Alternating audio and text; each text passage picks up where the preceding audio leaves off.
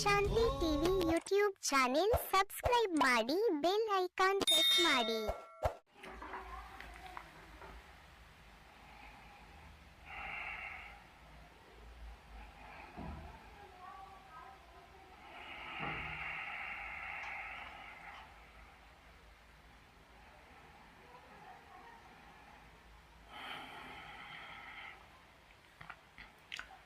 ಓಂ ಶಾಂತಿ. ನಾವೆಲ್ಲ ಆತ್ಮರು ಭ್ರೂ ಮಧ್ಯದಲ್ಲಿ ಸ್ಮೃತಿ ಸ್ವರೂಪರಾಗುತ್ತಾ ನಾವೆಲ್ಲ ಆತ್ಮರ ತಂದೆ ಪರಮಪಿತ ಪರಮಾತ್ಮ ಶಿವ ತಂದೆಯನ್ನು ಪರಮಧಾಮದಲ್ಲಿ ಸ್ಮೃತಿ ಮಾಡಿಕೊಂಡು ಪ್ರಜಾಪಿತ ಬ್ರಹ್ಮ ತಂದೆ ಜಗದಂಬಾ ಸರಸ್ವತಿ ಮಮ್ಮ ತಾಯಿಯವರನ್ನು ಸೂಕ್ಷ್ಮವತನದಲ್ಲಿ ಸ್ಮರಿಸುತ್ತಾ ಪ್ರತಿದಿನದಂತೆ ಈ ದಿನವೂ ಸಹ ಈ ಒಂದು ಮುರಳಿ ಚಿಂತನೆಯಲ್ಲಿ ಭಾಗವಹಿಸಿರುವ ನನ್ನೆಲ್ಲ ಸಹೋದರಾತ್ಮರ ಅಂತರಾತ್ಮಕ್ಕೆ ಸ್ವಾಗತ, ಸುಸ್ವಾಗತ. ಈ ದಿನ ಬಾಬಾರವರು ಮುರಳಿಯಲ್ಲಿ ಅನೇಕ ಮಹಾವಾಕ್ಯಗಳನ್ನು ಕೊಟ್ಟಿದ್ದಾರೆ. ಅದರಲ್ಲೂ ವಿಶೇಷವಾದ ವರದಾನವಿದೆ. ಆ ವರದಾನದ ಕುರಿತಾಗಿ ಸಂಕ್ಷಿಪ್ತವಾದ ಚಿಂತನೆಯನ್ನು ಮಾಡೋಣ.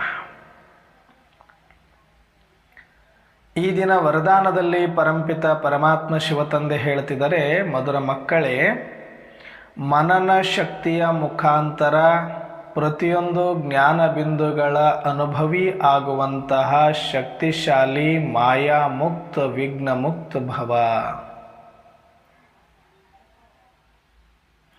ಮನನ ಶಕ್ತಿಯ ಮೂಲಕ ಪ್ರತಿಯೊಂದು ಬಿಂದುಗಳ ಜ್ಞಾನ ಬಿಂದುಗಳ ಅನುಭವಿಗಳಾಗುತ್ತಾ ಶಕ್ತಿಶಾಲಿಗಳು ಮಾಯಾಮುಕ್ತ ವಿಘ್ನಮುಕ್ತರಾಗಿ ಅಂತ ವರದಾನ ಕೊಟ್ಟಿದ್ದಾರೆ.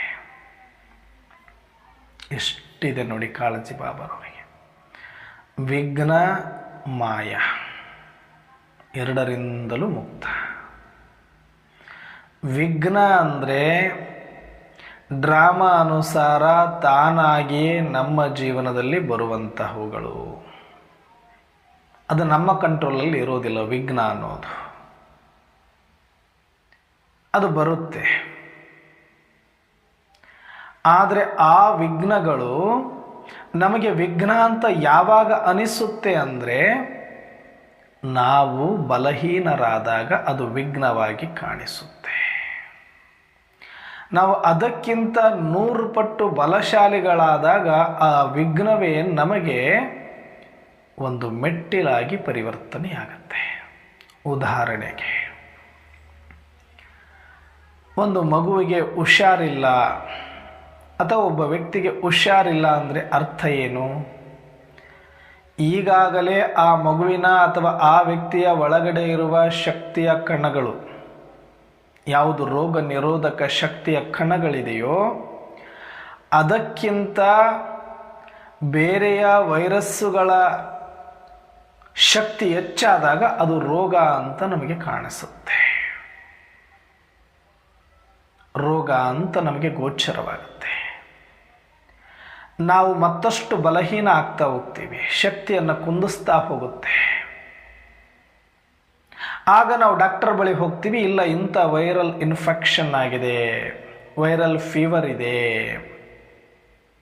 ಅಂದ್ರೇನು? ಯಾವ ಬ್ಯಾಕ್ಟೀರಿಯಾಗಳು ನಮ್ಮ ಒಳಗಿನ ರೋಗ ನಿರೋಧಕ ಶಕ್ತಿಗಿಂತ ಶಕ್ತಿಶಾಲಿಯಾಗಿ ದಬ್ಬಾಳಿಕೆ ಮಾಡಿ ನಮ್ಮ ಶಕ್ತಿಯ ಕಣಗಳನ್ನು ನಷ್ಟ ಮಾಡ್ತಾ ಬರ್ತವೆಯೋ ಆಗ ಅದನ್ನು ಒಂದು ಡಿಸೀಸ್, ಒಂದು ರೋಗ ಅಂತ ಪರಿಗಣಿಸಿ ಆ ಬ್ಯಾಕ್ಟೀರಿಯಾಗಳನ್ನು ಸಾಯಿಸುವಂತಹ ಮತ್ತು ನಮ್ಮ ರೋಗ ನಿರೋಧಕ ಶಕ್ತಿಯನ್ನು ಹೆಚ್ಚಿಸುವಂಥ ಔಷಧಿಯನ್ನು ಕೊಡುವುದೇ ಚಿಕಿತ್ಸೆ ಅಂತ ಕರಿತೇವೆ ನಾವು. ಇದು ಶಾರೀರಿಕವಾಗಿ. ಹಾಗೆ ಜೀವನದಲ್ಲಿಯೂ ಕೂಡ ಅನೇಕ ವಿಘ್ನಗಳು ಅಂತ ಯಾವಾಗ ಅದು ವಿಘ್ನ ಅಂತ ಅನಿಸುತ್ತೆ ನಮಗೆ, ಅದು ಒಂದು ತೊಂದರೆ, ಅದು ಒಂದು ಸಮಸ್ಯೆ ಆಗುತ್ತೆ ಅಂದರೆ ನಾನು ಅದಕ್ಕಿಂತ ಬಲಹೀನನಾಗಿ ನನಗಿಂತ ಆ ವಿಘ್ನ ಬಲಶಾಲಿ ಆದಾಗ ನನಗದು ಒಂದು ವಿಘ್ನ ಅಂತ ಅನಿಸುತ್ತೆ. ಅದು ಒಂದು ಸಮಸ್ಯೆಯಾಗಿ ನಿಂದಿರುತ್ತೆ. ನಾವು ಅದಕ್ಕೆ ಪರಿಹಾರವನ್ನು ಅವ್ರ ಹತ್ರ ಇವ್ರ ಹತ್ರ ಕೇಳೋದಕ್ಕೆ ಪ್ರಯತ್ನ ಪಡ್ತೇವೆ. ಅಂದರೆ ವಿಘ್ನ ಮುಕ್ತ ಭವ ಆಗೋದು ಅಂದ್ರೇನು, ನೀವು ಶಕ್ತಿಶಾಲಿಗಳಾಗಬೇಕು. ನೀವು ಒಳ್ಳೆ ಪ್ರೋಟೀನನ್ನು ತಗೊಂಡು ಒಳ್ಳೆ ಶಕ್ತಿಶಾಲಿಗಳಾಗಿದ್ದುಕೊಂಡು ರೋಗ ನಿರೋಧಕ ಶಕ್ತಿಯನ್ನು ಮೇಂಟೈನ್ ಮಾಡಿಕೊಂಡು ಬಂದರೆ ಯಾವ ಬ್ಯಾಕ್ಟೀರಿಯಾಗಳು ಬಂದರೂ ಕೂಡ ಅದರ ಮುಂದೆ ಉಳಿಯೋದಿಲ್ಲ, ಅದು ಹೊಡೆದಾಕ್ಬಿಡುತ್ತೆ. ಆಗ ನಿಮಗೆ ಗೊತ್ತಾಗೋದೇ ಇಲ್ಲ ಯಾವುದೋ ಒಂದು ಬ್ಯಾಕ್ಟೀರಿಯಾ ಬಂತು ಹೋಯಿತು ಅಂತ. ದಿನಕ್ಕೆ ಸಾವಿರಾರು ಬ್ಯಾಕ್ಟೀರಿಯಾಗಳು ಬರ್ತಾ ಇರುತ್ತೆ ಪ್ರತಿಯೊಬ್ಬರಿಗೂ ಕೂಡ. ಅವಾಗ ಅದು ಒಂದು ರೋಗ ಅಂತ ಅನಿಸೋದೇ ಇಲ್ಲ. ಯಾಕಂದರೆ ಅದಕ್ಕಿಂತ 100 ಪಟ್ಟು ಶಕ್ತಿಶಾಲಿ ನನ್ನ ರೋಗ ನಿರೋಧಕ ಶಕ್ತಿಯ ಕಣಗಳು ಅವುಗಳ ಮುಖಾಂತರ ಹೋರಾಡಿ ಅವುಗಳನ್ನು ಅಲ್ಲೇ ಸಾಯಿಸಿ ನಮಗೆ ಅನುಭವಕ್ಕೆ ಬರಲಿಕ್ಕೆ ಬಿಡುವುದಿಲ್ಲ. ಅದಕ್ಕೆ ಅದು ರೋಗ ಅಂತ ಕನ್ಸಿಡರ್ ನಾವು ಮಾಡೋದಿಲ್ಲ. ರೋಗ ಅಂದರೆ ಬೇರೆ ಏನೂ ಅಲ್ಲ, ನಮ್ಮ ಶಕ್ತಿಯ ಕಣಗಳು ಬ್ಯಾಕ್ಟೀರಿಯಾ ಜೊತೆ ಹೋರಾಟ ಮಾಡುವ ಒಂದು ಪ್ರಕ್ರಿಯೆ ರೋಗ. ಅದು ನಾವು ಸೋತ್ರೆ ಅದು ರೋಗ, ಅದು ಸೋತ್ರೆ ಅದು ಹಾಗೆಯೇ ಬಂದು ಹೋಗ್ಬಿಡುತ್ತೆ. ಹಾಗೆ ವಿಘ್ನಗಳು ಅನ್ನುವಂಥದ್ದು ಕೂಡ ಅಷ್ಟೇ. ಜೀವನದಲ್ಲಿ ಒಂದಷ್ಟು ಬ್ಯಾಕ್ಟೀರಿಯಾ ವೈರಸ್ಗಳಿದ್ದಂಗೆ ಪ್ರತಿಯೊಬ್ಬರಿಗೂ ಕೂಡ ನಮ್ಮ ಒಳಗಡೆ ಇರುವ ಮಾನಸಿಕ ಶಕ್ತಿ, ಶಾರೀರಿಕ ಶಕ್ತಿಯ ಆಧಾರದ ಮೇಲೆ ಅವುಗಳ ಪ್ರಭಾವ ಹೆಚ್ಚುವುದು ಮತ್ತು ಕುಗ್ಗುವುದು ಆಗತ್ತೆ. ನಾವು ಬಲಹೀನ ಆದ ಸಮಯದಲ್ಲಿ ಒಂದು ಸಣ್ಣ ಸಮಸ್ಯೆಯೂ ಕೂಡ ದೊಡ್ಡ ಬೆಟ್ಟದ ಹಾಗೆ ನಮಗೆ ಕಾಣಿಸುತ್ತೆ. ನಾವು ಶಕ್ತಿಶಾಲಿಯಾಗಿದ್ದಾಗ, ಯೋಗಿಗಳಾಗಿದ್ದಾಗ, ಮನೋಸ್ಥೈರ್ಯವುಳ್ಳವರಾಗಿದ್ದಾಗ, ಆತ್ಮವಿಶ್ವಾಸವುಳ್ಳವರಾಗಿದ್ದಾಗ, ಶಾರೀರಿಕ, ಆರ್ಥಿಕ, ಸಾಮಾಜಿಕ, ಆಧ್ಯಾತ್ಮಿಕ ಶಕ್ತಿ ಉಳ್ಳವರಾಗಿದ್ದಾಗ ಆ ವಿಘ್ನ ನಮಗೆ ವಿಘ್ನ ಅಂತ ಭಾಸ ಆಗೋದೇ ಇಲ್ಲ. ಅದು ನಮ್ಮ ಹತ್ರ ವಿಘ್ನ ಅಂತ ಅನಿಸೋಕೆ ಬಿಡೋದೇ ಇಲ್ಲ. ನಮ್ಮೊಳಗಡೆ ಅಷ್ಟೊಂದು ಆತ್ಮವಿಶ್ವಾಸವಿರುತ್ತೆ. ಇದು ವಿಘ್ನ ಮುಕ್ತ. ವಿಘ್ನ ಮುಕ್ತ ಆಗಬೇಕು ಅಂದರೆ ನಮ್ಮ ಮಾನಸಿಕ ಸ್ಥೈರ್ಯವನ್ನು, ಆತ್ಮವಿಶ್ವಾಸವನ್ನು ಮತ್ತು ಜ್ಞಾನ ಅರ್ಜನೆಯನ್ನು ಹೆಚ್ಚು ಮಾಡಿಕೊಳ್ಬೇಕು. ನಾವು ಎಷ್ಟು ತಿಳಿತಾ ಹೋಗುತ್ತೋ, ಎಷ್ಟು ಕ್ಲಾರಿಟಿ ಸಿಗ್ತಾ ಹೋಗುತ್ತೋ ಅಷ್ಟು ಆತ್ಮವಿಶ್ವಾಸ ಜಾಸ್ತಿ ಆಗ್ತಾ ಹೋಗುತ್ತೆ. ನಮ್ಮ ಬುದ್ಧಿಯು ಕೂಡ ತೀಕ್ಷ್ಣ ಆಗುತ್ತಾ ಹೋಗುತ್ತೆ, ಮನೋಸ್ಥೈರ್ಯವು ಹೆಚ್ಚುತ್ತಾ ಹೋಗುತ್ತೆ. ಎಷ್ಟು ನಮ್ಮಲ್ಲಿ ಅಜ್ಞಾನ ಇದೆಯೋ, ಎಷ್ಟು ಜ್ಞಾನದ ಕೊರತೆ ಇದೆಯೋ ಅಷ್ಟು ನಮ್ಮಲ್ಲಿ ಭಯ, ಎಷ್ಟು ಭಯ ಇದೆಯೋ ಅಷ್ಟು ಬಲಹೀನತೆಗಳು ಹೆಚ್ಚಾಗ್ತಾ ಹೋಗುತ್ತೆ. ಹಾಗಾಗಿ ನಾವು ಭಯಮುಕ್ತರಾಗಬೇಕು ಅಂದರೆ ಒಂದಷ್ಟು ಜ್ಞಾನದ ಅನುಭವಿಗಳಾಗಬೇಕು.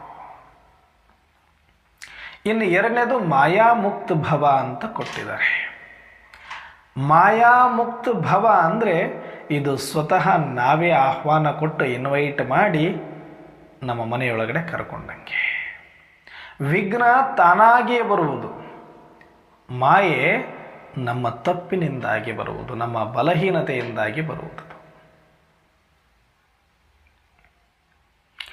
ನನ್ನಲ್ಲಿ ಯಾವುದೋ ಒಂದು ಸೂಕ್ಷ್ಮ ವಿಕಾರಗಳು, ಸೂಕ್ಷ್ಮ ಬಲಹೀನತೆಗಳು, ಸೂಕ್ಷ್ಮ ಸೆಳೆತಗಳಿಗೆ ವಶವಾಗಿದ್ವಿ ಅಂದರೆ ಮಾಯೆ ಇನ್ವಿಟೇಷನ್ ತಗೊಂಡೇ ಒಳಗಡೆ ಬರುತ್ತೆ, ನಮಗೆ ಹೇಳ್ಬಿಟ್ಟೇ ಬರುತ್ತೆ. ನಮಗೆ ಗೊತ್ತಿಲ್ಲದೆ ಏನದು ಮನೆ ನುಗ್ಗೋದಿಲ್ಲ. ಕಳ್ಳರಾದರೆ ಹೇಳ್ದೆ ಕೇಳದೆ ಬಂದು ನುಗ್ಗಿ ಕಳು ಮಾಡ್ಕೊಂಡು ದೋಚ್ಕೊಂಡು ಹೋಗ್ತಾರೆ. ಆದರೆ ಮಾಯೆ ಹಂಗಿಲ್ಲ, ನಿಯತ್ತಿನ ಕಳ್ಳ. ಅದು ಬರ್ತಾ ಇದ್ದೀನಿ ನೋಡು ನಿನ್ನ ಮನೆ, ಹೋಗ್ತಾ ಇದ್ದೀನಿ ನೋಡು ನಿನ್ನ ಮನೇಲಿ ಕಳು ಮಾಡ್ತಾ ಇದ್ದೀನಿ ನೋಡು ಅಂತ ಹೇಳಿಬಿಟ್ಟೆ ಎದುರಿಗೆ ಕದ್ದುಕೊಂಡು ಹೋಗುತ್ತೆ ಅದು. ಆದರೂ ನಾವೇನು ಮಾಡೋಕ್ಕಾಗಲ್ಲ, ಅನಸ್ತೇಷ್ಯ ಕೊಟ್ಟಿರೋರ ಥರ ಸುಮ್ಮನೆ ಬಿದ್ದಿರ್ತೀವಿ ಒಂದು ಕಡೆ ಅಷ್ಟೇ, ಅದನ್ನು ನೋಡಿಕೊಂಡು ಸಾಕ್ಷಿಯಾಗಿ. ಯಾಕಂದರೆ ನಮ್ಮ ಬಲಹೀನತೆ, ನಮ್ಮ ಮಾನಸಿಕ ಕುಗ್ಗುವಿಕೆ, ನಮ್ಮ ಅಜ್ಞಾನವೇ ಮಾಯೆಗೆ ಮಹಾ ಇನ್ವಿಟೇಷನ್. ಅದಕ್ಕೆ ನಮ್ಮ ತಪ್ಪಿನಿಂದಾಗಿ ಉಂಟಾಗುವುದು ಮಾಯೆ, ಅಚಾನಕ್ಕಾಗಿ ಡ್ರಾಮಾನುಸಾರ ಬರುವುದು ವಿಘ್ನ. ಇವು ಎರಡರಿಂದಲೂ ನೀವು ಮುಕ್ತ ಆಗಬೇಕು ಅಂದರೆ ಶಕ್ತಿಶಾಲಿಗಳಾಗಿ ಅಂತ ಹೇಳಿದ್ದಾರೆ. ವರದಾನವನ್ನು ನಾವು ಆ ಕಡೆಯಿಂದ ಓದ್ಕೊಂಡು ಹೋಗ್ತೀವಲ್ಲ, ಈ ಕಡೆಯಿಂದ ಓದ್ಕೊಂಡು ಹೋದರೆ ನಮಗೆ ಸೊಲ್ಯೂಷನ್ ಸಿಕ್ಕಿಬಿಡುತ್ತೆ. ಏನು, ವಿಘ್ನ ಮುಕ್ತ ಆಗಬೇಕು ಹಂಗಂದ್ರೆ ಏನು ಅಂತ ಗೊತ್ತಾಯಿತು, ಮಾಯಾ ಮುಕ್ತ ಆಗಬೇಕು ಹಂಗಂದ್ರೆ ಏನಾಯಿತು ಅಂತ ಗೊತ್ತಾಯಿತು. ಇವೆರಡಕ್ಕೂ ಏನಾಗಬೇಕು, ನಾವು ಶಕ್ತಿಶಾಲಿಗಳಾಗಬೇಕು. ಶಕ್ತಿಶಾಲಿಗಳಾಗಬೇಕು ಅಂದರೆ ಏನು ಮಾಡಬೇಕು ಅಂತ ಹೇಳಿದರೆ, ಪ್ರತಿಯೊಂದು ಜ್ಞಾನದ ಬಿಂದುಗಳ ಅನುಭವಿಗಳಾಗಬೇಕು. ಏನು ಬಾಬಾರವರು ಸೃಷ್ಟಿಯ ನಾಟಕದ ಎಲ್ಲ ರಹಸ್ಯಗಳನ್ನು ನಮಗೆ ಕೊಟ್ಟಿದ್ದಾರೆ, ಒಂದೊಂದು ಜ್ಞಾನದ ಬಿಂದುಗಳ ಅನುಭವಿ ಮೂರ್ತರಾಗಬೇಕು, ಅದನ್ನು ಸ್ವರೂಪದಲ್ಲಿ ತಂದುಕೊಳ್ಳಬೇಕು. ಇದಕ್ಕಿಂತ ಶಕ್ತಿ ಮತ್ಯಾವುದು ಇಲ್ಲ. ನಾವು ಭಾಳ ಚಂದ ಊಟ ಮಾಡಿದರೆ ಶಕ್ತಿಶಾಲಿ ಆಗ್ತೀವಿ ಇಲ್ಲ, ಭಾಳ ಎಕ್ಸರ್ಸೈಸ್ ಮಾಡಿದರೆ, ಜಿಮ್ ಮಾಡಿದರೆ ಶಕ್ತಿಶಾಲಿ ಆಗ್ತೀವಿ ಇಲ್ಲ, ಭಾಳ ಯೋಗ ಮಾಡಿದರೆ ಶಕ್ತಿಶಾಲಿ ಆಗ್ತೀವಿ ಇಲ್ಲ. ಯಾವ ಯೋಗವೂ ಫಲಿಸುವುದಿಲ್ಲ ಎಲ್ಲಿಯ ತನಕ ನಿನ್ನಲ್ಲಿ ಕ್ಲಾರಿಟಿ, ಜ್ಞಾನದ ಕ್ಲಾರಿಟಿ ಇರೋದಿಲ್ವೋ ಅಲ್ಲಿ ತನಕ ಅದು ರಿಯಲ್ ಯೋಗ ಆಗೋದೇ ಇಲ್ಲ. ಒಂದೊಂದು ಜ್ಞಾನದಲ್ಲಿ, ಪ್ರತಿಯೊಂದು ಜ್ಞಾನದ ಬಿಂದುಗಳಲ್ಲಿ, ಜ್ಞಾನದ ಮಾತುಗಳಲ್ಲಿ, ಜ್ಞಾನದ ಪ್ರತಿಯೊಂದು ಪಾಯಿಂಟಿನ ಅನುಭವಿಗಳು ನಾವು ಆಗಬೇಕು. ಗೊತ್ತು, ಆತ್ಮ ಅಂದರೆ ಅನುಭವಿ ಆಗಿರಬೇಕು, ಅಶರೀರಿ ಅನುಭವಿ ಆಗಿರಬೇಕು, ಸಾಕ್ಷಿ ಅನುಭವಿ ಆಗಿರಬೇಕು, ಕರ್ಮಾತೀತ ಅನುಭವಿ ಆಗಿರಬೇಕು. ಬರೀ ಇವು ಶಬ್ದಗಳಲ್ಲ, ಇವು ಜ್ಞಾನದ ಬಿಂದುಗಳು, ಜ್ಞಾನದ ಅಸ್ತ್ರಗಳು, ಜ್ಞಾನದ ಶಸ್ತ್ರಗಳಿದು. ಇವುಗಳ ಅನುಭವಿಗಳಾಗದ ಹೊರತು ಇವು ಯಾವ ಕೆಲಸಕ್ಕೂ ಬರುವುದಿಲ್ಲ. ಬತ್ತಳಿಕೆಯಲ್ಲಿ ಎಷ್ಟೇ ಬಾಣಗಳಿದ್ರೂ ಕೂಡ ಅವುಗಳನ್ನು ಬಳಸುವ ವಿಧಿ ಗೊತ್ತಿಲ್ಲ ಅಂತಂದರೆ, ಇಂದಿನ ಕಾಲದಲ್ಲಿ ಪ್ರತಿಯೊಂದು ಅಸ್ತ್ರಗಳಿಗೂ ಒಂದೊಂದು ಮಂತ್ರ, ಅವನ್ನ ಬಳಸಬೇಕಾದ್ರೆ ಅದೇ ಮಂತ್ರದಿಂದ ಪ್ರಯೋಗ ಮಾಡಬೇಕಾಗ್ತಿತ್ತು. ಆ ಮಂತ್ರ ಅವರಿಗೆ ಮಾತ್ರ ಗೊತ್ತಿರ್ತಿತ್ತು. ಆ ಮಂತ್ರ ಗೊತ್ತಿಲ್ಲದೆ ಇದ್ದರೆ ಆ ಬತ್ತಳಿಕೆ ಎಷ್ಟೇ ಬಾಣಗಳಿಂದ ತುಂಬಿದ್ರು, ಆ ಬಾಣಗಳು ಎಷ್ಟೇ ಪ್ರಭಾವಶಾಲಿ ಶಕ್ತಿಶಾಲಿ ಬ್ರಾಹ್ಮಣಗಳು ಇದ್ದರೂ ಕೂಡ ಆ ಮಂತ್ರ ಮರೆತು ಹೋದರೆ ಹೇಗೆ ಕೆಲಸಕ್ಕೆ ಬರೋದಿಲ್ಲ, ನಿಶಸ್ತ್ರವಾಗಿರ್ತಾ ಇದ್ವು, ವ್ಯರ್ಥವಾಗಿ ಉಳಿತಾ ಇದ್ವು. ಹಾಗೆ ನಾವು ಎಷ್ಟೇ ವರ್ಷದ ಬಾಬರವರ ಮಗುವಾಗಿರಲಿ, ಎಷ್ಟು ವರ್ಷದಿಂದ ಯೋಗ ಮಾಡ್ತಾ ಇರಲಿ, ಎಷ್ಟೇ ಧಾರಣೆಗಳಲ್ಲಿ ಇರಲಿ, ಎಲ್ಲಿಯ ತನಕ ಜ್ಞಾನದ ಪ್ರತಿಯೊಂದು ಮಾತಿನ ಸ್ವರೂಪದಲ್ಲಿ ಅನುಭವಿಗಳಾಗಿರೋದಿಲ್ವೋ ಅಲ್ಲಿಯ ತನಕ ಯಾವ ಕೆಲಸಕ್ಕೂ ನಾವು ಬರೋದಿಲ್ಲ. ಶಕ್ತಿನೇ ನಮ್ಮ ಹತ್ರ ಜಮಾ ಆಗೋದಿಲ್ಲ. ಶಕ್ತಿ ಜಮಾ ಆಗಬೇಕು ಅಂದರೆ ಪ್ರತಿಯೊಂದು ಬಾಬಾರವರ ಮಹಾವಾಕ್ಯದ ಅನುಭವಿ ಮೂರ್ತರಾಗಬೇಕು. ಆಗ ನಾವು ಶಕ್ತಿಶಾಲಿಗಳು, ಆಗ ನಾವು strong soul is very very strong, but lack of information. ನಮಗೆ ಕೊರತೆ ಆಗಿರೋದು ಜ್ಞಾನದ್ದು. ಆ ಜ್ಞಾನದ ಅನುಭವಿ ನಾವು ಆಗಬೇಕು ಅಂತಲೇ ಆ ಜ್ಞಾನವನ್ನು ಪರಂಪಿತ ಪರಮಾತ್ಮ ಈಗ ನಮ್ಮ ಆತ್ಮರಿಗೆ ಕೊಡ್ತಾ ಇರೋದು. मैं आत्मा से बात करने के लिए आया हूं, आप अपने को आत्मा समझकर बैठो. ಆತ್ಮನ ಜೊತೆ ಪರಮಾತ್ಮನಿಗೆ ಸಂಬಂಧವೇ ಹೊರತಾಗಿ ಈ ಶರೀರದ ಜೊತೆ ಅಲ್ಲ, ಪಾತ್ರದ ಜೊತೆ ಅಲ್ಲ. ಆತ್ಮ ಶಕ್ತಿಶಾಲಿ ಇದೆ, ಆದರೆ ಅದು ಮರೆತೋಗಿದೆ, ಮಂತ್ರವನ್ನು ಮರೆತೋಗಿದೆ ಅಷ್ಟೆ. ಯಾವುದು? ಮನ್ಮನಾಭವ, ಮಧ್ಯಾಜಿಭವ, ಸ್ವಸ್ಮೃತಿಯ ಮಂತ್ರವನ್ನು ಮರೆತು ಹೋಗಿದೆ, ಸೃಷ್ಟಿಯ ಜ್ಞಾನದ ಮಂತ್ರವನ್ನು ಮರೆತು ಹೋಗಿದೆ. ಆ ಸ್ಮೃತಿಯನ್ನು ಕೊಡಲಿಕ್ಕೆ ನಾನು ಬಂದಿದ್ದೇನೆ, ಮತ್ತೆ ಆ ಜ್ಞಾನವನ್ನು ಕೊಟ್ಟು ನಿಮ್ಮನ್ನು ಎಚ್ಚರಿಸಲಿಕ್ಕೆ ನಾನು ಬಂದಿದ್ದೇನೆ ಅಂತ ಪರಮಾತ್ಮ ಹೇಳ್ತಾರೆ. ಅದಕ್ಕೆ ಈಗ ನಾವು ಪ್ರತಿಯೊಂದು ಜ್ಞಾನದ ಮಾತಿನ ಅನುಭವಿ ಮೂರ್ತರಾದಾಗ ಶಕ್ತಿಶಾಲಿಗಳಾಗ್ತೀವಿ. ಶಕ್ತಿಶಾಲಿಗಳಾದಾಗ ಮಾಯಾ ಮುಕ್ತರಾಗ್ತೇವೆ. ಮಾಯಾ ಮುಕ್ತರಾದಾಗ ಸಹಜವಾಗಿ ವಿಘ್ನ ಮುಕ್ತರು ಆಗೋದು ಸುಲಭ. ಸರಿ, ಈಗ ಜ್ಞಾನದ ಬಿಂದುಗಳ ಅನುಭವಿ ಮೂರ್ತರಾಗಬೇಕು ಅಂದರೆ ಏನು ಮಾಡಬೇಕು ಹೇಳ್ತಾರೆ ಅವರು. ಏನಾಗಬೇಕು? ಮನನ ಶಕ್ತಿಯ ಮೂಲಕ ಮನನ ಚಿಂತನೆಯನ್ನು ಮಾಡಬೇಕು. ನಾವು ಪ್ರತಿನಿತ್ಯ ವಾಣಿಯನ್ನು ಕೇಳೋರು, ಬಾಬರವರ ಮಹಾವಾಕ್ಯವನ್ನು ಓದುವವರು ಅಂತ ಪ್ರತಿದಿನ ಡೈಲಿ ರುಟೀನ್ ಥರ ಒಂದು ಸಂಪ್ರದಾಯ ಥರ ಓದ್ತಾ ಹೋದರೆ ಉಪಯೋಗ ಇಲ್ಲ. ಉಪಯೋಗ ಯಾವಾಗ ಅದರದ್ದು ಅಂತಂದರೆ ಅದನ್ನು ಮತ್ತೆ ಮತ್ತೆ ಮೆಲುಕು ಹಾಕಬೇಕು. ಮತ್ತೆ ಮತ್ತೆ ಆ ಜ್ಞಾನದ ಪಾಯಿಂಟಲ್ಲಿ ಆಳದಲ್ಲಿ ಹೋಗಬೇಕು. ಮತ್ತೆ ಮತ್ತೆ ಆ ಜ್ಞಾನದ ಚಿಂತನೆಯನ್ನು ಮಾಡ್ತಾ ಮಾಡ್ತಾ ಮಾಡ್ತಾ ಮಾಡ್ತಾ ಅನುಭವಕ್ಕೆ ತೆಗೆದುಕೊಂಡು ಹೋಗಬೇಕು. ಡೀಪ್ ಸೈಲೆನ್ಸಲ್ಲಿ ಹೋಗಿ ಮನನ ಚಿಂತನೆ ಮಾಡಬೇಕು. ಹೇಗೆ ತಾಯಿ ಹಾಲನ್ನು ಕರೆದು ತೆಗೆದುಕೊಂಡು ಬಂದಾಗ ಸ್ವಲ್ಪ ಬಿಸಿ ಮಾಡಿ ಕಾಯಿಸ್ತಾಳೆ. ಹದವಾಗಿ ಕಾಯಿಸಿ ಒಂದು ಜಾಗದಲ್ಲಿ ಪ್ರಶಾಂತವಾಗಿ ಇಡ್ತಾಳೆ. ಆಗ ಎಪ್ಪಾಕ್ತಾಳೆ. ಎಪ್ಪಾಕಿ ಪ್ರಶಾಂತವಾದ ಜಾಗದಲ್ಲಿ ಇಡ್ತಾಳೆ. ಯಾವುದು ಡಿಸ್ಟರ್ಬ್ ಆಗಬಾರ್ದು ಅದಕ್ಕೆ ಆ ಸಮಯದಲ್ಲಿ. ಅದಾದ ಮೇಲೆ ಮತ್ತೆ ಅದನ್ನು ತಾನೇ ಕದಡುತ್ತಾಳೆ. ಕದಡಿ ಕದಡಿ ಕದಡಿ ಕದಡಿ ಮತ್ತೆ ಅದರಲ್ಲಿ ಒಂದು ಬೆಣ್ಣೆ ತೇಲುತ್ತೆ. ಹದವಾದ ಬೆಣ್ಣೆಯನ್ನು ತೆಗಿಬೋದು. ಹಾಗೆ ನಾವು ಕೂಡ ಮನಸ್ಸನ್ನು ಏಕಾಂತದಲ್ಲಿ ಪರಮಾತ್ಮನ ಸ್ಮೃತಿಯ ಎಪ್ಪನ್ನು ಹಾಕಿ ಇಡಬೇಕು. ಯಾವುದೇ ಡಿಸ್ಟರ್ಬ್ ಆಗಬಾರದು. ಆಗ ಪರಮಾತ್ಮ ಕೊಟ್ಟಿರುವ ಆ ಒಂದು ಮಹಾವಾಕ್ಯಗಳ ಮಂಥನವನ್ನು ಮಾಡಬೇಕು. ಮನ್ಮನಾಭವ ಮಧ್ಯಾಜಿಭವದ ಹಗ್ಗಗಳನ್ನು ಹಿಡಿದು ವಿಚಾರ ಸಾಗರ ಮಂಥನವನ್ನು ಮಾಡಬೇಕು. ಮಾಡ್ತಾ ಮಾಡ್ತಾ ಮಾಡ್ತಾ ಮಾಡ್ತಾ ಅನುಭವದ ಬೆಣ್ಣೆ ಹೊರಗಡೆ ಬರುತ್ತೆ, ಸ್ವರೂಪದ ಬೆಣ್ಣೆ ಹೊರಗಡೆ ಬರುತ್ತೆ. ಆಗ ನಾವು ಶಕ್ತಿಶಾಲಿಗಳಾಗ್ತೇವೆ.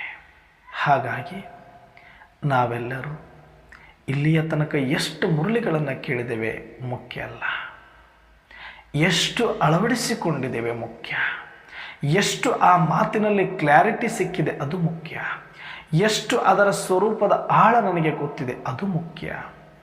ಹಾಗಾಗಿ ಸುಮ್ಮನೆ ಒಂದು ಪಾಯಿಂಟ್ ತಗೊಳ್ಳಿ. ಇವತ್ತು ಒಂದು ಪಾಯಿಂಟ್, ಇಡೀ ಮುರಳಿಯಲ್ಲಿ ನಿಮಗೆ ಯಾವುದು ಇಷ್ಟನೋ ಒಂದು ಪಾಯಿಂಟ್ ತಗೊಳ್ಳಿ.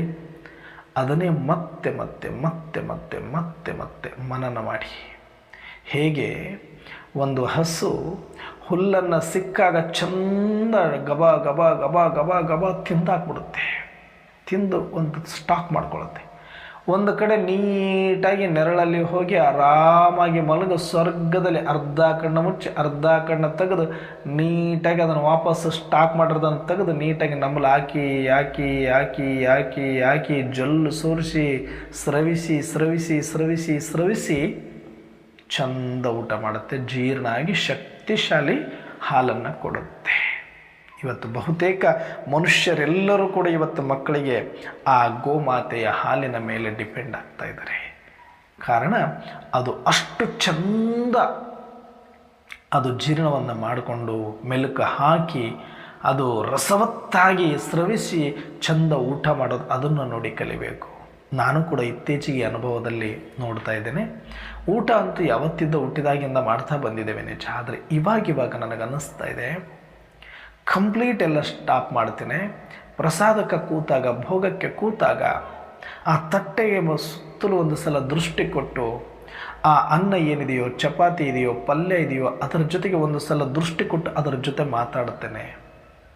ಅದರಲ್ಲಿ ಭೂಮಿ ತತ್ವ ಇದೆ, ಜಲತತ್ವ ಇದೆ, ಅಗ್ನಿ ತತ್ವ ಇದೆ, ವಾಯು ತತ್ವ ಇದೆ, ಆಕಾಶ ತತ್ವ ಇದೆ. ಆ ಪಂಚ ತತ್ವಗಳೇ ನನಗೆ ಪ್ರಸಾದವಾಗಿ ಬಂದಿದೆ. ಆ ಪರಮಾತ್ಮನ ವರಪ್ರಸಾದವೇ ಆ ಪ್ರಕೃತಿಯಿಂದ ನನಗೆ ಶಕ್ತಿಯ ರೂಪವಾಗಿ ಬಂದಿದೆ. ಅದರಲ್ಲಿ ಪರಮಾತ್ಮನ ಶಕ್ತಿ, ಪ್ರಕೃತಿಯ ತಾಯಿಯ ಪ್ರೀತಿ ಅದರಲ್ಲಿ ಸಿಕ್ಕಿದೆ. ಪರಮಾತ್ಮ ತಂದೆ ಆದರೆ ಪ್ರಕೃತಿ ತಾಯಿಯಾಗಿ ನನ್ನ ಅನ್ನ ದಾಹವನ್ನು ತೀರಿಸ್ತಾ ಇದೆ. ಹಾಗಾಗಿ ಅದಕ್ಕೆ ಚಂದ ದೃಷ್ಟಿ ಕೊಟ್ಟು ಒಂದೊಂದು ತುತ್ತನ್ನು ತಗೊಂಡು ಪರಮಾತ್ಮನ ಸ್ಮೃತಿಯಲ್ಲಿ, ಆತ್ಮಿಕ ಸ್ಮೃತಿಯಿಂದ ಈ ಶರೀರಕ್ಕೆ ತಿನ್ನಿಸ್ತಾ ಇದ್ದೇನೆ ಅಂತ ಇದ್ದು ನಾಲಿಗೆ ಮೇಲೆ ಇಟ್ಟರೂ ಕೂಡ ಅದರ ಜೊತೆ ಚಂದ ಪರಮಾತ್ಮನ ಸ್ಮೃತಿಯಲ್ಲೇ ಇದ್ದು ಅದರ ಜೊತೆ ಚಂದ ಮನಸ್ಸನ್ನು ಕನೆಕ್ಟ್ ಮಾಡಿ. ಏನು ಚಂದ ಲಾವಾರಸ ಬರುತ್ತೆ. ನೀವು ಸುಮ್ಮನೆ ತಿಂದು ನೋಡಿ, ಲಾವಾರಸ ಕ್ರಿಯೇಟ್ ಆಗಲ್ಲ. ಯಾವಾಗ ನಿಮ್ಮ ನಾಲಿಗೆಯ ಮೇಲೆ, ನಿಮ್ಮ ಪ್ರಸಾದದ ಆ ತುತ್ತಿನ ಮೇಲೆ ಮನಸ್ಸು ಬಂದು ಕೂಡುತ್ತೋ ಆಗ ಲಾವಾರಸ ಎಕ್ಸ್ಟ್ರಾ ಕ್ರಿಯೇಟ್ ಆಗುತ್ತೆ. ಎಷ್ಟು ಲಾವಾರಸ ಬಾಯಲ್ಲಿ ಬರುವಂಥದ್ದು ಎಷ್ಟು ಜಾಸ್ತಿ ಉತ್ಪತ್ತಿ ಆಗುತ್ತೋ ಅಷ್ಟು ಊಟದ ಸವಿ ಹೆಚ್ಚಾಗುತ್ತೆ. ಊಟದ ಸವಿ ಹೆಚ್ಚಾದಾಗ ಊಟದ ಆನಂದ ಹೆಚ್ಚಾಗುತ್ತೆ. ಊಟದ ಆನಂದ ಹೆಚ್ಚಾದಾಗ ಎಲ್ಲ ಸೆಲ್ಸ್ಗಳು ಆ್ಯಕ್ಟಿವೇಟ್ ಆಗಿ ಅದರ ಪರಿಪೂರ್ಣವಾದಂಥ ಒಂದು ಚೆನ್ನಾಗಿ ಅಗೆದು ಒಗೆದು ಒಗೆದು ಒಗೆದು ಒಗೆದು ಅದು ಲಾವಾರಸದಲ್ಲಿ ಜ್ಯೂಸ್ ಥರ ಮಾಡಿ ಕುಡಿಬೋದು ಒಂದೊಂದು ತುತ್ತನ್ನು ಅಂತ ನಾನು ಇತ್ತೀಚೆಗೆ ಅನುಭವಿಸ್ತಾ ಇದ್ದೀನಿ. ಅದು ನಿಜಕ್ಕೂ ಕೂಡ ದೊಡ್ಡ ಥೆರಪಿ. ಅದು ನಮಗೆ ಯಾವುದೇ ರೋಗ ಬರಬಾರ್ದು ಅಂದರೆ ಹಾಸ್ಪಿಟ್ಲಿಗೆ ಹೋಗಿ ಬಂದ ಮೇಲೆ ಒದ್ದಾಡೋದಕ್ಕಿಂತ ಊಟ ಮಾಡುವ ವಿಧಾನವನ್ನು ಸರಿಯಾಗಿ ಕಲ್ತ್ಕೊಂಡ್ರೆ 90% ರೋಗಗಳು ಶಾರೀರಿಕವಾಗಿ ನಮಗೆ ತಪ್ಪಿಸಬಹುದು. ಅಷ್ಟು ಚಂದ ಊಟ ಮಾಡೋ ಕಲೆ ಇದೆ. ಅದು ಏನು ಅದ್ಭುತ. ಅದು ನಿಜವಾಗಲೂ ಹಸುವಿನ ನೋಡಿ ಕಲಿಬೇಕು. ಅಷ್ಟು ಚಂದ ಊಟ ಮಾಡೋ ಪ್ರಾಣಿಯಪ್ಪ. ಅಂದರೆ ಅದು ಅನುಭವಿಸುವಾಗ ಸ್ವರ್ಗವನ್ನು ನೋಡುತ್ತೆ ಅನ್ನದಲ್ಲಿ. ಆ ಹುಲ್ಲಲ್ಲಿ ಮತ್ತೆ ಮೆಲುಕು ಹಾಕುವಾಗ ಅರ್ಧ ಕಣ್ಣು ಮುಚ್ಚಿ ಅರ್ಧ ಕಣ್ಣು ತೆಗೆದು ಯೋಗಿಗಳ ಹಾಗೆ ಯೋಗ ಸ್ಥಿತಿಯಲ್ಲಿದ್ದು ಒಂದು ಥರ ಚಂದ ಮೆಲುಕು ಹಾಕಿ ತನ್ನ ಸಂಪೂರ್ಣ ಮನಸ್ಸನ್ನು ಏಕಾಗ್ರ ಮಾಡಿ ಯಾವುದರ ಪರಿವೆ ಇಲ್ಲದಂಗೆ ಒಂದು ಗಿಡದ ಕೆಳಗೆ ಮಲಗಿ ಮಸ್ತ್ ಅಗೆದು ಒಗೆದು ಒಗೆದು ಒಗೆದು ಜ್ಯೂಸ್ ಮಾಡ್ತಾ ಕೆಳಗಡೆ ಆ ಲಾವಾರಸ ನೊರೆ ನೊರೆಯಾಗಿ ಹೋಗಬೇಕು. ಅಷ್ಟು ಚಂದ ತಿನ್ನುತ್ತಾ ಇರುತ್ತೆ. ಅದನ್ನು ನೋಡಿ ಆದರೂ ಈ ಮನುಷ್ಯ ಕಲಿಬೇಕು ಅಂತ ನನಗನ್ನಿಸುತ್ತೆ. ಅದಕ್ಕೆ ಇವತ್ತಿಂದನೇ ನೋಡಿ ಅದರ ಅನುಭವ. ಒಂದೊಂದು ತುತ್ತನ್ನು ಕೂಡ ನಾಲಿಗೆಯ ಮೇಲಿಟ್ಟು ಚಂದ ಅಗದು ಅಗದು ಅಗದು ಅಗದು ಅಗದು ಆ ರಸವನ್ನು ಸೇರಿಸಿ ಆ ಊಟ ಮಾಡಿ ನೋಡಿ.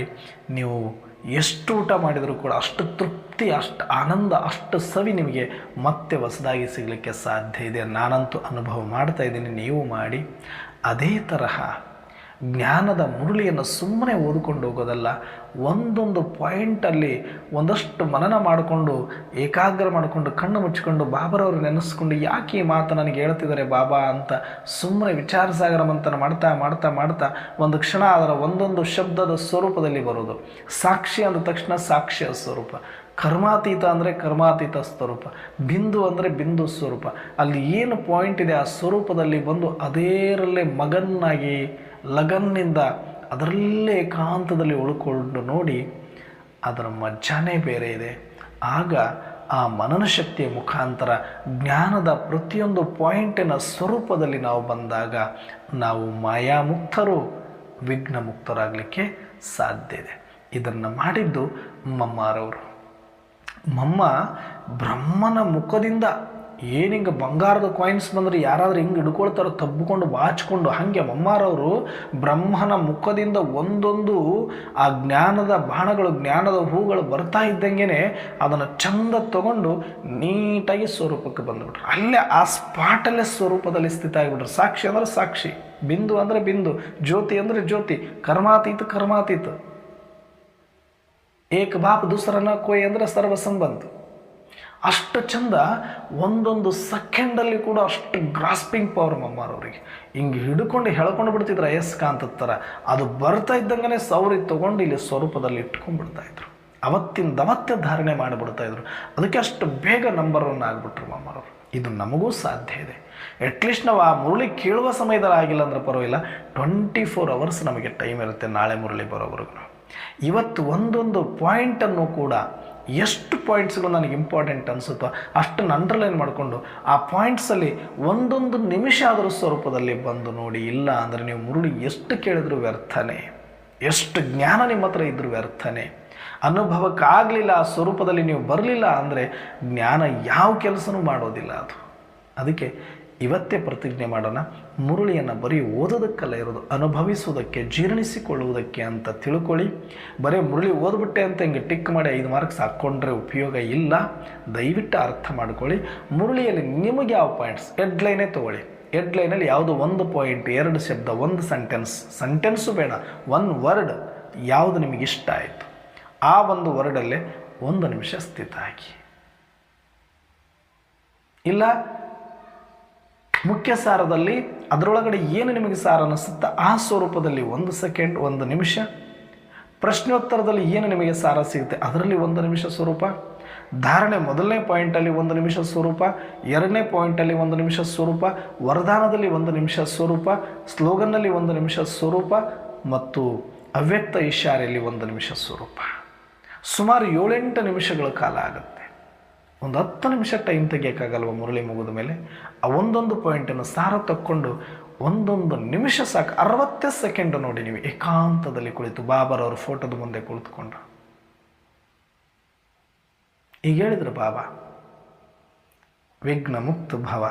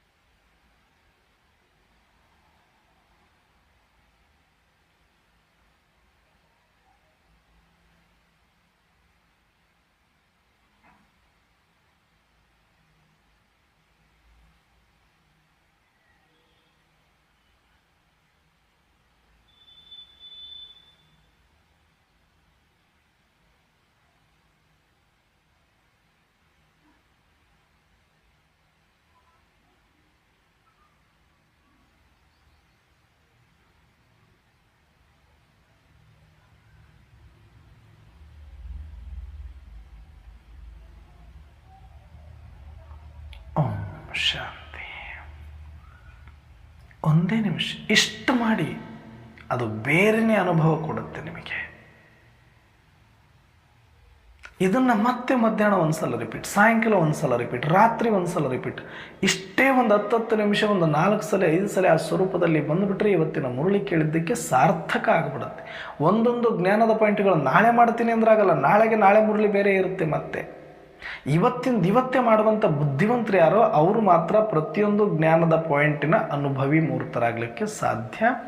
ಹಾಗಾಗಿ ಈ ಯುಕ್ತಿಯನ್ನು ಬಳಸಿಕೊಂಡು ಬಾಬಾರವರ ಈ ಮಾತಿಗೆ ನಾವು ಪ್ರತಿಜ್ಞೆಯನ್ನು ಮಾಡಿ ಇವತ್ತಿನಿಂದ ಪ್ರಸಾದವನ್ನು ಮಾಡುವ ಸಮಯದಲ್ಲಾಗಿರ್ಬೋದು, ಮುರಳಿ ಕೇಳುವ ಸಮಯದಲ್ಲಾಗಿರ್ಬೋದು, ಕೇಳ್ತಾ ಸ್ವರೂಪದ ಅನುಭವ ಮಾಡ್ತಾನೋ ಮತ್ತು ಮುಗಿದ ಮೇಲೆ ಈ ಥರ ವಿಚಾರ ಸಾಗರ ಮಂಥನ ಮಾಡಿ ಒಂದು ವರದಾನ, ಸ್ಲೋಗನ್ನು, ಮುಖ್ಯ ಸಾರ ಎಲ್ಲದಕ್ಕೂ ಒಂದೊಂದು ನಿಮಿಷ ಸಾರದ ಸ್ವರೂಪದಲ್ಲಿ ಬರುವಂಥ ಒಂದು ಅಭ್ಯಾಸವನ್ನು ಮಾಡಿ ನಾವೆಲ್ಲರೂ ಶಕ್ತಿಶಾಲಿಗಳಾಗೋಣ ಅಂತ ಹೇಳ್ತಾ ಇಲ್ಲಿಯ ತನಕ ಒಂದು 15 ದಿನಗಳ ಕಾಲ ಪ್ರವಚನ ಕಾರ್ಯಕ್ರಮ ಇತ್ತು. ಹಾಗಾಗಿ ಸ್ವಲ್ಪ ಎಂಗೇಜ್ ಆಗಿದ್ವಿ. ಅಲ್ಲಿ ಪೂರ್ತಿ ಬಾಬಾರವರ ಕೋರ್ಸನ್ನು ಇಡೀ ಊರಿನ ಜನತೆಗೆ ತಿಳಿಸುವಂಥ ಒಂದು ಸುವರ್ಣ ಅವಕಾಶ ಬಾಬಾರವರು ಕಲ್ಪಿಸಿದ್ರು. ಕಂಪ್ಲೀಟ್ ಆತ್ಮದ ಪಾಠ, ಪರಮಾತ್ಮನ ಪಾಠ, ಡ್ರಾಮದ ಪಾಠ, 3 ಲೋಕದ ಪಾಠ ಪುನೀತಕ್ಕವರು ಕಂಪ್ಲೀಟ್ ಮಾಡಿದರು. ನಾನು ಸ್ವಲ್ಪ ಅದೇ ಪಾಠವನ್ನು ಜನರಲ್ ಆಗಿ ತಗೊಂಡು ಅರ್ಥ ಮಾಡಿಸುವ ಪ್ರಯತ್ನ ಮಾಡಿದ್ವಿ. ಎಷ್ಟು ಸಾಧ್ಯ ಆಗುತ್ತೋ ಅಷ್ಟು ಬಾಬಾರವರ ಕಾಲಜ್ಞಾನವನ್ನು ತಿಳಿಸುವ ಸಂಪೂರ್ಣ ಪ್ರಯತ್ನ ಮಾಡಿದ್ದೇವೆ. ಹಾಗಾಗಿ ಆ ಎಲ್ಲ ಗ್ರಾಮಸ್ಥರ ಆಶೀರ್ವಾದವು ನಮಗೆ ಸಿಕ್ಕಿದೆ. ಬಹಳ ಯಶಸ್ವಿಯಾಗಿ ಕಾರ್ಯಕ್ರಮ ನಡೆದು ಬಂದಿದೆ. ಬಾಬಾರವರ ಆಶೀರ್ವಾದ ಯಾವತ್ತೂ ಕೂಡ ನಮ್ಮ ಜೊತೆಗಿತ್ತು. ತಮ್ಮೆಲ್ಲರ ಶುಭ ಭಾವನೆಯೂ ಕೂಡ ನಮಗೆ ಬಂದು ತಲುಪಿದೆ. ಹಾಗಾಗಿ ತಮ್ಮಗಳ ಜೊತೆ ಒಂದು 15 ದಿನಗಳ ಕಾಲ ಚಿಂತನೆಯಲ್ಲಿ ಭಾಗವಹಿಸಲೇ ಆಗದೇ ಇದ್ದದಕ್ಕೆ ತಮ್ಮಲ್ಲಿ ಕ್ಷಮೆ ಕೇಳ್ತಾ ಡ್ರಾಮಾನುಸಾರ ಇವತ್ತು ಮತ್ತೆ ಕ್ಲಾಸನ್ನು ಆರಂಭ ಮಾಡಿದ್ದೀನಿ. ತಾವೆಲ್ಲರೂ ಕೂಡ ಮತ್ತೆ ಈ ಮುರಳಿ ಚಿಂತನೆಯನ್ನು ಆಲಿಸಿ ತಾವೆಲ್ಲರೂ ಕೂಡ ಒಟ್ಟಿಗೆ ಜೊತೆಯಾಗಿ ಹೋಗೋಣ ಅಂತ ಹೇಳ್ತಾ ಇವತ್ತಿನ ಚಿಂತನೆಯನ್ನು ಮುಗಿಸ್ತಾ ಇದ್ದೇನೆ. ಎಲ್ಲರಿಗೂ ಓಂ ಶಾಂತಿ.